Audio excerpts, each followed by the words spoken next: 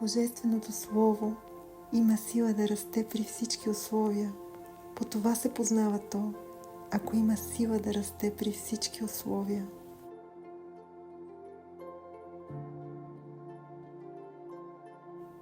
Който съхранява в живот душата ни.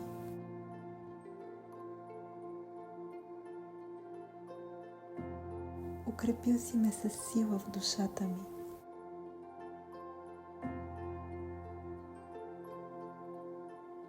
Аз ще бъда с теб наедно.